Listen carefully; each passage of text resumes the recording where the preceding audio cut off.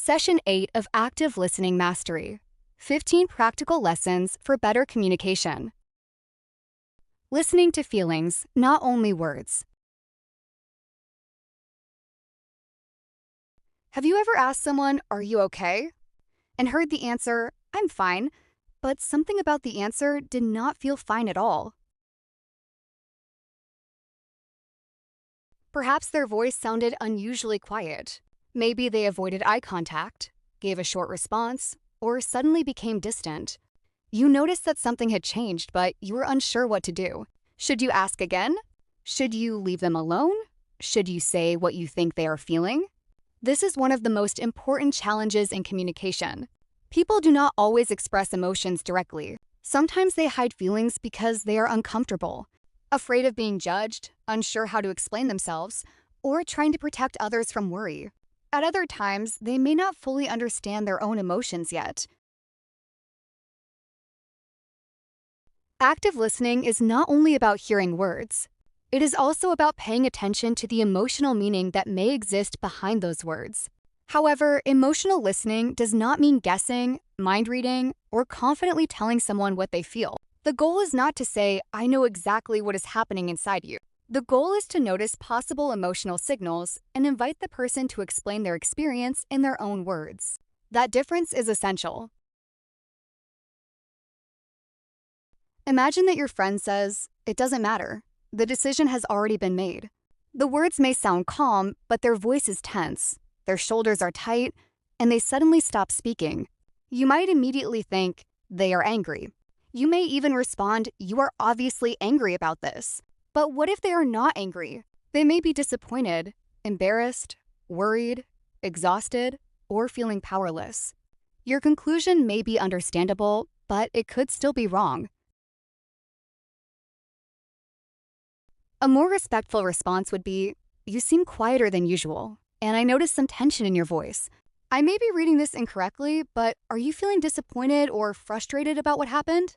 This response does something powerful. It shows that you are paying attention without pretending that you know the truth. You describe what you observed, acknowledge uncertainty, and give the other person the opportunity to correct or explain your understanding. This is the foundation of listening to feelings. Words tell us what people choose to say. Tone, facial expression, body language, pace, silence, and behavior can provide additional information about how the person may be experiencing the situation. These signals are important, but they are not proof. They are clues.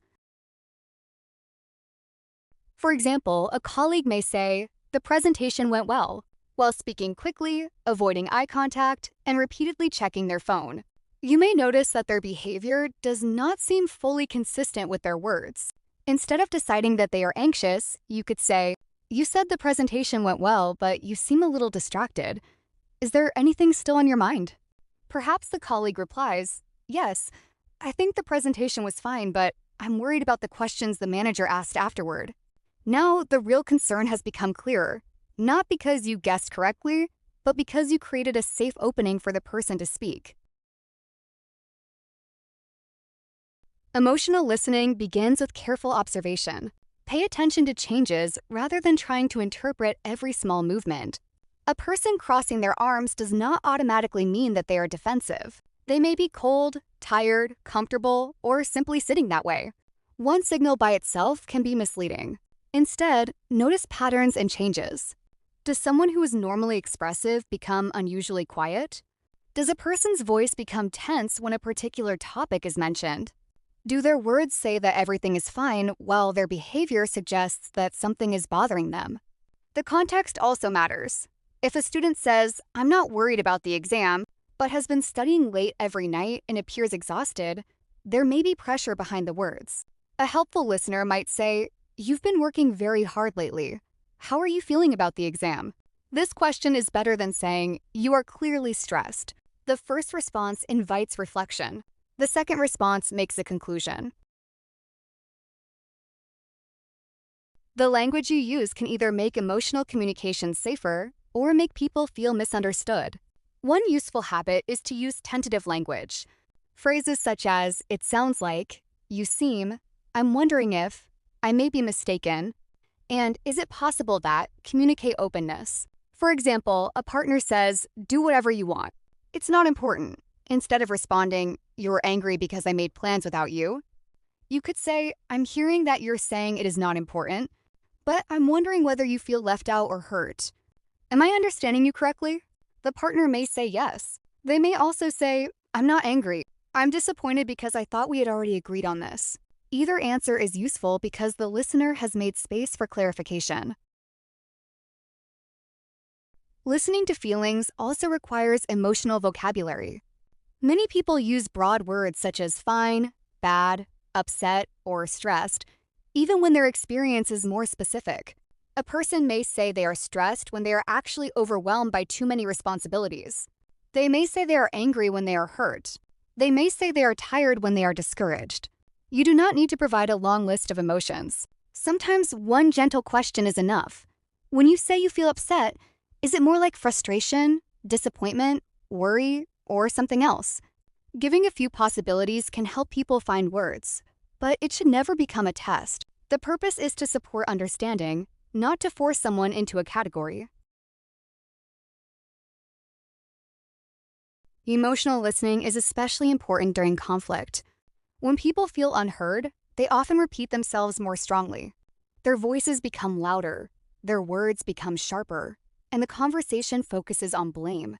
Yet beneath the argument, there may be a need for respect, security, appreciation, fairness, or connection. Imagine two family members arguing about household responsibilities. One says, "You never help around the house." The other immediately responds, "That is not true.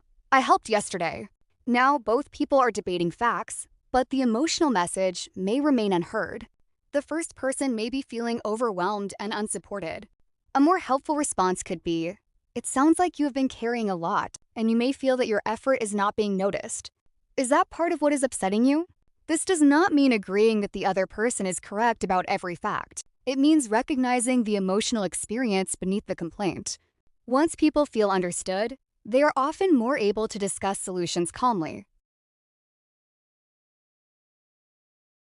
However, listening to feelings does not mean accepting harmful behavior. You can recognize emotion while still setting boundaries. If someone is shouting, you might say, "I can hear that you are very frustrated, and I want to understand what is important to you. I am willing to continue this conversation when we can speak without shouting." This response respects the emotion without approving the behavior. Silence can also communicate emotion.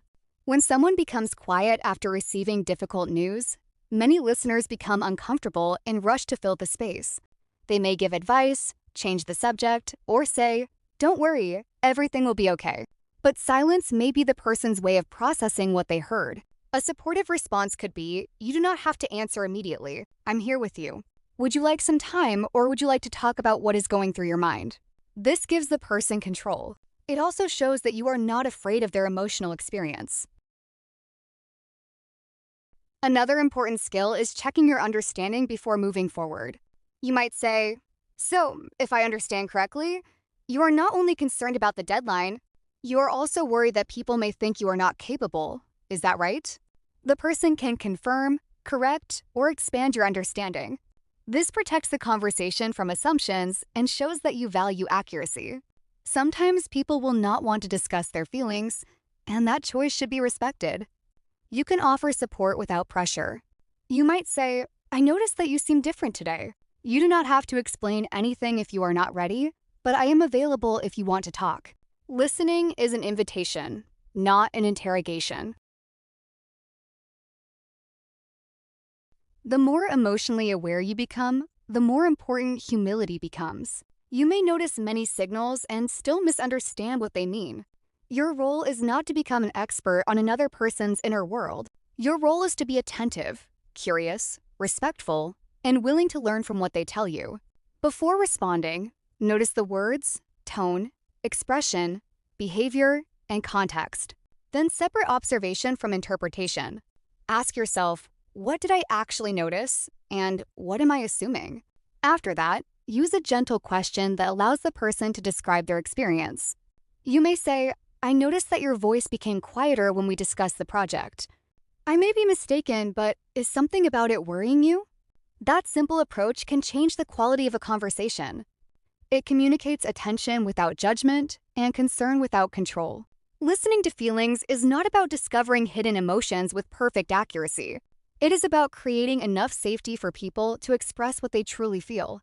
When people believe they can speak without being judged, corrected, or rushed, they are more likely to communicate honestly.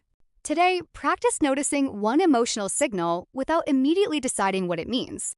Listen to the words, observe the tone and behavior, and then ask a respectful question. Allow the other person to define their own experience. The central lesson of this session is simple. Emotions may be communicated indirectly, but understanding should never be based only on assumptions.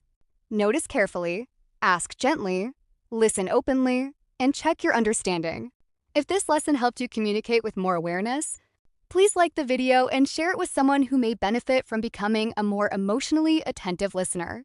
Subscribe to the channel for the complete active listening mastery series, and continue to the next session, where we will build on these skills and explore another practical way to create deeper, clearer, and more respectful communication.